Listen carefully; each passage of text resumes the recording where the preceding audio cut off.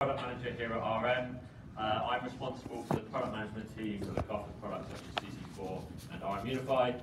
And myself, I'm a Microsoft Cloud expert, and I also look after our products with cybersecurity as well. So today I'm here to talk to you about hot topic, GDPR. Hands up if you've heard of GDPR.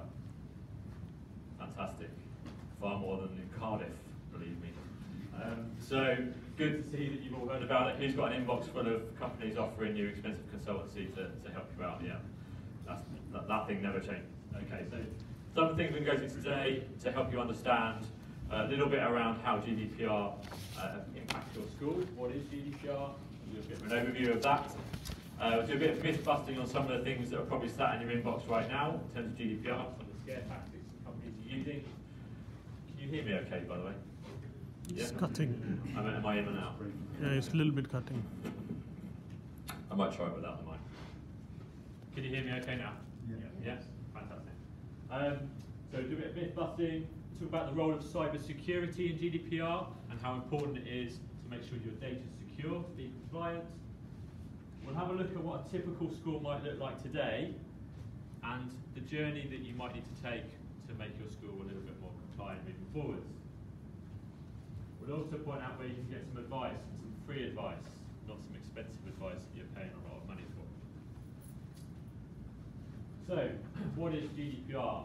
So the General Data Protection Regulation comes into effect in May 2018. It's currently being debated through the UK Parliament right now. It's not a debate as to whether we implement GDPR or not. That's going to happen, that's a fact.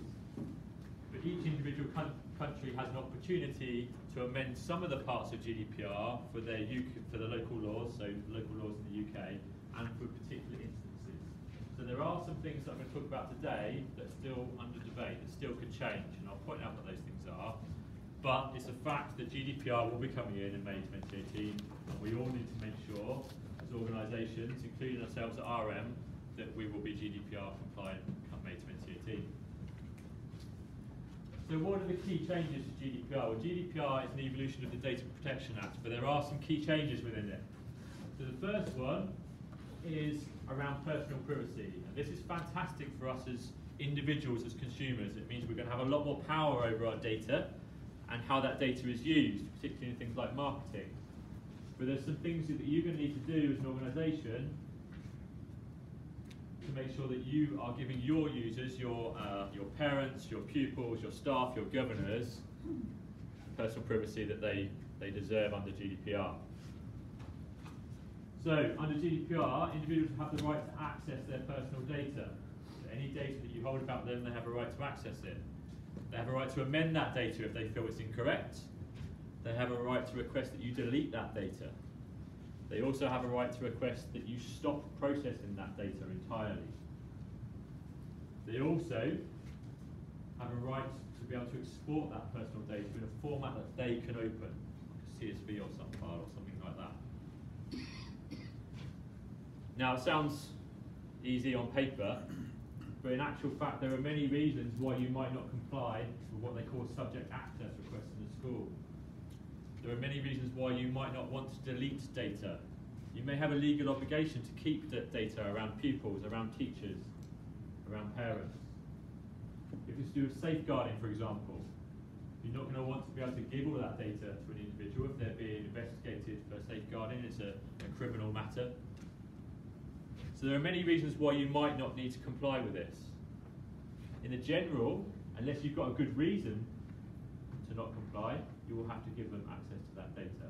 As I say, there are many reasons not to give access, and it's down to you as an individual school to determine as to whether it's a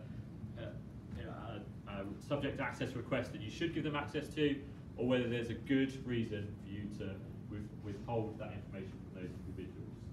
Unfortunately, with many of the things here, there's no black or white. It's down to the individual school to determine the reason for processing or not processing data. The important thing is you've got a record of that. You've demonstrated why. The second area is controls and notifications. So organisations will need to protect personal data with appropriate modern security. It's a really key thing there. You must do absolutely everything you can within your power to protect your users' data. includes things like backup as well. One of the big changes under GDPR is that a data breach isn't just when someone could have access to things they shouldn't have access to, you know, a laptop left on a train or a USB stick lost. It also includes, a data breach includes where data is lost through either a data loss, so corruption, or where you haven't got a backup of something, you can't retrieve that data. So it's important that you've got the right backups in place and the right processes to ensure that you can maintain that data through its life cycle. You must notify authorities of any personal data breaches. There's a bit of a myth around that, and I'll go on to that in a second. You must obtain appropriate consents for processing data. Again, I'll go through that in a bit more detail in a minute, because consent isn't the only way you can process data. And you must keep records detailing the processing of the data. This is the most important thing, the most important start point. You must understand where your data is, why you're processing it, and detail the reasons for doing so. The third area is you must have transparent policies. So you must provide clear notice of that data collection. You must tell your parents, your governors, your staff members what data you're collecting on them and how you're using it. You must outline the processing purposes of that data and give a good reason for doing so. You must also define the data retention and data deletion policies. Again, this isn't black and white. No one's going to tell you must keep that piece of data for this number of years. It's down to you as the individual schools to determine what's the appropriate time for you to keep that data. What's important is that you're telling the people that you're collecting that data about how long you're keeping it for and when you're going to delete it. So that when they do put in a subject access request and it's over that time frame that you've said you'll keep that data, you can say, we don't keep that data anymore, we've deleted it. They know the amount of time that they can use that subject access request for. Lastly, you must provide training to your users around data protection in the same way that you do for safeguarding. They must have training on how to protect their data. You must have policies in place so that they know what they can and they can't do with that data. You must be able to audit that as well. This third point on there, employer data protection officer. This is one of the big areas that's being debated through Parliament now and has been raised 3 or 4 times through Parliament. Currently, as GDPR stands, every school is a public body and therefore must have a data protection officer, must have a named data protection officer. Now in a large multi-academy trust, it's likely they're going to have a central data protection officer because ultimately the trust are accountable for the data that's being processed.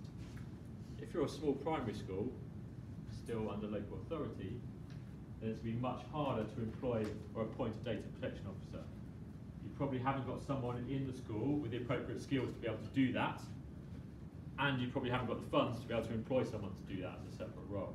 So this is one of the areas that's going to prove to be a little bit of a challenge for schools unless that is changed through Parliament over the next few months. Lastly, but really importantly, you must create and manage compliant vendor contracts. You all use third parties to process your data. Your MIS, for example, is a third party processing. You must make sure you've got a contract in place with a provider of your MIS to ensure that they are putting appropriate data security around the data that's in the MIS. And you understand where that data is going. And I'll go on to show you how you might be able to do that. So let's talk about some of the myths. The first myth is that GDPR is about huge fines, that all of a sudden you're going to get audited come May 2018 and lumped with a huge fine that's going to put your school out of business. The ICO are very keen to point out that out of 17,000 cases they investigated last year, only 16 of those resulted in a fine. GDPR isn't about more fines, it's not about bigger fines, unless it's appropriate. The current amount the ICO can fine an organisation is £500,000. When you look at the size of data breaches like Equifax, TalkTalk, Yahoo, £500,000 is nothing to some of those companies. There's no real consequence of that data breach, and some of those data breaches have happened because they haven't put the appropriate data security in place. fundamentally they haven't done their job to secure that data. They deserve a fine greater than £500,000, something that's actually going to hurt them, make them put the appropriate data controls in place so our data is secure with them. So this is about giving the ICO the power to find organisations that have that amount of money that don't do basic security the appropriate amount of money for those organisations. This isn't about finding more people or finding more money. They already have powers now to fine you if you're not obliging with the Data Protection Act. This is just about putting appropriate fine measures in place for those types of organisations. Myth number 2, consent is a silver bullet for compliance. So there's a myth going around that actually I must have consent for everything. As long as I've got consent, I can process data. As a school, as a public body, you need to process data to be able to do your job properly.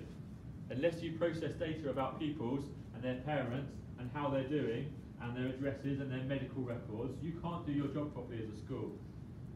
So as a public body, you can say you have a legitimate interest to process that kind of data to do your job effectively as a public body. You don't need consent for that. You need to let them know that which data you're processing on them. You need to let them know why. But you can tell them to do my job properly, to do my job effectively as a public body.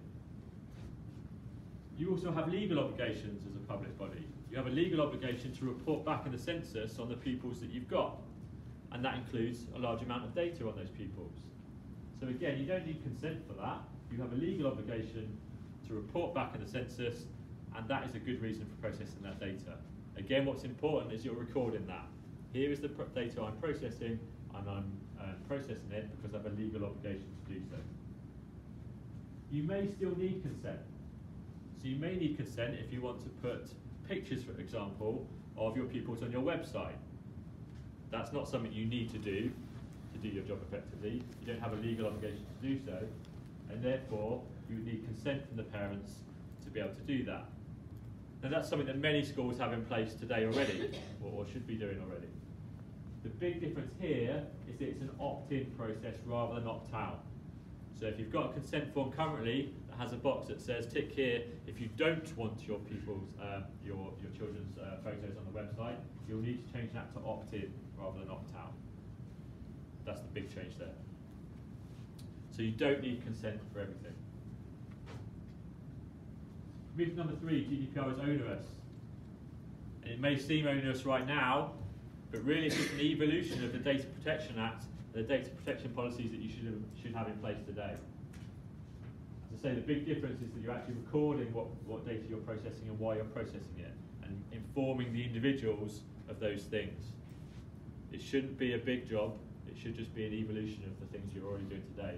Don't tear up your current policies, just amend them to make them be GDPR compliant. Myth number 4 is that every data breach has to be reported. A data breach only has to be reported if it's likely to infringe on the human rights or personal privacy of the individuals involved. I'll give you an example.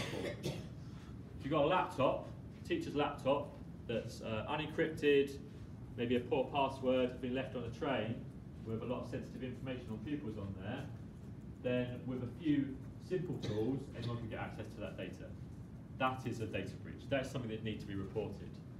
If, however, you've put encryption on that device, you know the user's got a complicated password, and with the use of cloud technology, you can withdraw access from that device to that data, that's not a personal data breach, because it's very, very unlikely that whoever's got that laptop can access the data within there and therefore infringe on the personal privacy or human rights of those individuals.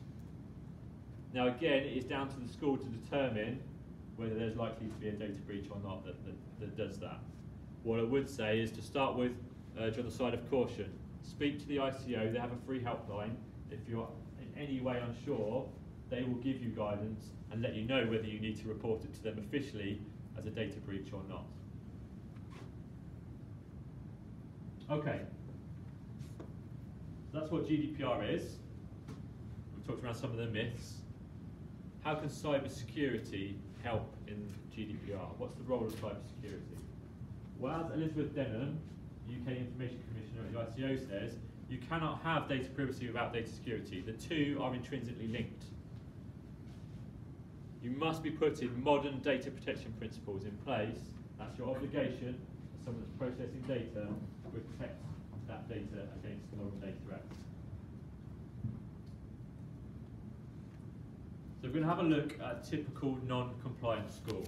This is a fictional school, but I've seen every single element of this non-compliancy in schools over the last couple of months. And every time I've delivered this session, I see lots of nervous smiles and nods from around the room on some of the things I talk about. So let's have a look at this school. In this school, they have no idea where their non-structured data is. And when I talk about non-structured data, I'm talking about files, so Word documents, Excel documents, PowerPoint files. That's unstructured data. They don't know where those files are. Some of them are on their file servers. They know that. They've got file shares that people are using. They know some data's on there. Some of them are on the teacher's devices themselves. Some of them are on the teacher's own devices because they use their own devices for work as well. So they've got data all over the place. Some of that data is in Office 365 because this school have recently implemented Office 365. But before that, the teachers didn't have a way of taking their work home, so they used their own personal Dropbox account to store those files. So some of those files are in someone's personal Dropbox account. We've immediately got an issue because we don't know where our data is. And more importantly, we don't know how sensitive that data is. That data in Dropbox could just be a bunch of someone's homework with no personal information in it whatsoever. But it could be a spreadsheet detailing the medical records of every pupil in the school. We don't know. That is an issue. That's a data breach. In this school, each identity is created individually. So each new user that comes into the school has 6 identities. And the network manager or the technician, every time they have a new member of staff, they have to input them into 6 different systems to create their identities and give them 6 different usernames, 6 different passwords. That makes it difficult for onboarding. It means if a new member of staff comes in, they may not have access to everything they need straight away. But more importantly, it means offboarding is really difficult. When they leave the organisation, if they're not deleted from every single one of those identities, then they still have access to personal data they shouldn't have access to. Again, we've got a data breach. In this school, there are no clear guidance for the teachers on which cloud applications they should use. It was far easier when we just had on-premise applications, when as network managers, someone had to come to you and say, I want to use this, and you had to roll it out to them. You know, they couldn't install anything themselves. In the world of cloud, any teacher can go to any website and say, oh, I think I'll use that resource, and input the names of all their pupils, their date of birth, maybe some other additional personal information. Because there's no clear guidance here, the teachers can go and use whatever cloud applications they want with personal information.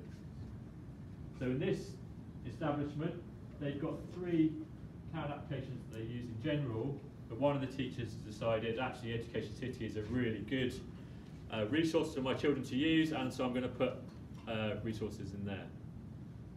This could be happening all over the school. They could have personal information in cloud applications and they have no idea about it. By the way, I'm not saying Education City is in any way insecure or an unuseful resource. I'm just using it as an example, just to be clear. In this school, teacher devices are unmanaged. So they've got a CC4 network. All of the pupils' devices are locked down. They're absolutely happy with that. But what happened was the network manager was getting a lot of complaints about the fact that their CC4 laptops were locked down, and when they went home, they couldn't do certain things. They couldn't print. They couldn't always connect to the wireless. So the network manager got fed up and said, okay, fine, I'll wipe it. These aren't CC4 devices anymore. They are not domain joined. Here's just a device for you to be able to use. Over to you to take care of it. Now you've got a device. You have no idea if it's patched against the latest vulnerabilities. You've got no idea if it's got any data security on there protecting your data. And on that device is probably personal data about your pupils. Again, highly likely you're going to see a data breach there. And you're certainly not putting appropriate security controls in place. Lastly, as there are so many systems here and so many identities, it's really difficult to detect when you have got a data breach. If Dropbox have a data breach, then all of a sudden your information has been breached, and you probably don't even know about it because it's in Dropbox. More often than not, your teachers will use the same passwords and usernames for their personal Dropbox account as they do for their school account. So if you have a breach in Dropbox, you've probably got a breach on your Office 365 environment as well, unless you've got some additional protection in place. Is any of this resonating with anyone? Oh, Yeah, lots of nods around the room. Good, but good that it's resonating, but not so good from a compliance perspective. So, how might we help you to make some of these things more compliant? So, a few simple steps. First one is to simplify your privacy journey. The more places you have your data, the harder it is to control, manage, and secure that data. So really justify to yourself, do I need all these different cloud applications? Do I need my data here, there, and everywhere? Consolidate it down. Use this as an opportunity to understand where your data is, consolidate it into as fewer places as possible, and that will allow you to manage it far easier. Where possible, digitize your data. Paper-based data is far harder to manage than digitized data. It's harder to store, takes up more space. It's harder to manage when it comes to deletion, finding that data and then deleting it at the appropriate time. And if you do get a subject access request, it's far easier to search digital data than it is trawling through some files in a cloakroom somewhere, trying to find all of the pieces of paper that have got someone's name on it. So where possible, digitize your data. And where possible, move it to a cloud-based service, a software as a service. Why software as a service? Because then the responsibility for security of that platform is passing partially to someone else. Microsoft and Google spend billions of pounds a year on research and development to make sure their platforms are secure. Make use of that. You will never be able to do the job that they do in terms of putting appropriate security controls in place for your own platforms. So use those wherever you possibly can. The next step is to uncover any risks that you've got around that data and put appropriate data controls and security in place. Lastly, only leverage guidance from experts. There are plenty of people out there claiming to be experts today. I will point out right now, I'm not a legal expert. If you ask me any legal questions, I'm going to point you to a lawyer because I'm not a legal expert. I'm a technical expert. So only leverage guidance from people who are going to be able to answer the questions that you've got. And at the end, I'll take you through some of the free resources that are out there. So how do I get started with all this? Looks pretty scary, doesn't it, to start with? How might I organise myself and get through a process to be able to lead to compliancy? So we've broken this down into 4 simple steps. The first one is to discover. Discover where my data is, discover how sensitive it is, and discover who has access to that data. You can then record why you're processing that data, the reasons for you doing so, who has access to it, and notify the individuals around the data you've got on them and how you're processing it and why. You then need to put appropriate controls in place to be able to manage that data. So putting policies in place so users know what they can and can't do with that data. You need to be able to protect that data. Third step, protect it with appropriate modern security controls. And be able to respond to vulnerabilities and data breaches within your environment. Lastly, you need to keep a record. As I said, GDPR is largely about keeping a record of everything you're doing and the reasons why. So you need to keep records of how you've discovered your data, where your data is, how you're processing it. Yes? I disagree with you. You can. Because I think part of the key to this is actually staff practices. And if I think of the staff at my own school, some of them are very responsible, and some of them aren't so clued up about what the responsibility is. Yep. And so some of them store it on their home computers or on encrypted USB pens or large drives that they ferry back and forth.